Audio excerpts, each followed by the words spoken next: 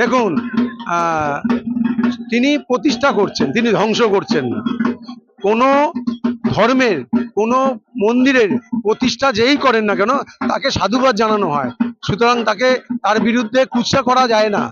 তারা যারা এই কথাগুলো বলছে, কুৎসা করছে, তারা আগে বলুক যে তারা কোনো ধর্মের উপর আঘাত হানছে কিনা, কোনো ধর্মকে, মন্দিরকে ভেঙে দিচ্ছে কিনা, সেই সবের দিকে তাকানো উচিত। উনি প্রতিষ্ঠা করছে এক, আমরা জগন্নাথ ধাম, আমরা জয় জগন্নাথ বলি, সারা উড়িষ্যা বলুন, পার্শ্ববর্তীকালে আমরা হিন্দু ধর্মের একটা বড় জগন্নাথ ভগবান, তাকে দেখে আমরা কিন্তু তাকে আরাধনা করি। সুতরাং তার প্রতিষ্ঠাতা হচ্ছে, তো সেখানে মানুষ বিরোধিতা করতে পারে। যারা বিরোধিতা করছে তারা বিরোধিতা করার জন্য করছে, তা ওতে আমরা অতটা কান দিই না।